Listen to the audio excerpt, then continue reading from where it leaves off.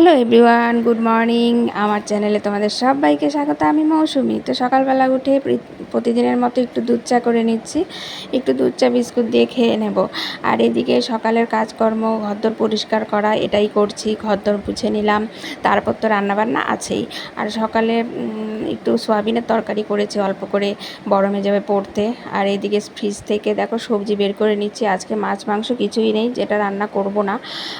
তো এগুলোই রান্না করব, ডাল, পুঁই শাকের তরকারি। তো লাল শাক রয়েছে, লাল শাকটা আর করবো না, ফ্রিজে রেখে দিলাম, কারণ পুঁই শাক করবো। আর এদিকে ভাত কালকের ছিল, গতকালকের আর কি, ভাতটা গরম করে নিলাম। বড় মেয়েকে দেবো, পড়া আছে ওর, ও সোয়াবিনের তরকারি দিয়ে খেয়ে তারপর পড়তে চলে যাবে।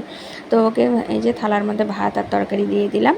আর এদিকে দুপুরের ভাতটা বসিয়ে দিয়েছি। আর আমারও খিদে পেয়ে গেছে, তো একটু ম্যাগি করলাম, ম্যাগি করে ম্যাগিটা খেয়ে নেব। এদিকে পুঁই শাকটাও আমি কেটে ফেলেছি দেখো। আর এদিকে ডাল বসিয়ে দিয়েছি প্রেশার কুকারে। আর এই যে ম্যাগিটা হয়েও গেছে, এখন খেয়ে নিচ্ছি। কাজকর্ম করতে করতে কিন্তু একটু খিদে পেয়ে যায়, তো ম্যাগি এখন খেয়ে নেব, তারপর অন্যান্য কাজ করব। আর এদিকে এক বেসিন বাসন জমে গেছে, সকাল থেকেই টিফিন খাওয়ার বাসন, চা খাওয়ার বাসন। তো এগুলোই এখন মেজে ধুয়ে পরিষ্কার করে নেব, তারপর রান্নাটা বসাবো।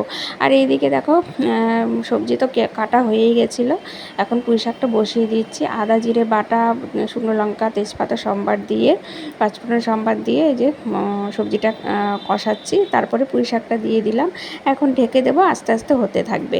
আর এদিকে আজকে দেখো বৃষ্টি বৃষ্টি, আর ভালো লাগে না। সকালে রোদ দেখলাম, আর দেখো বৃষ্টি নেমে পড়েছে। কি আর বলবো, জামা কাপড় কিছুই শোকাচ্ছে না। তো আজকের ব্লগটা এতটুকুই। তোমাদের যদি ভালো লেগে থাকে আমার চ্যানেলটিকে সাবস্ক্রাইব করে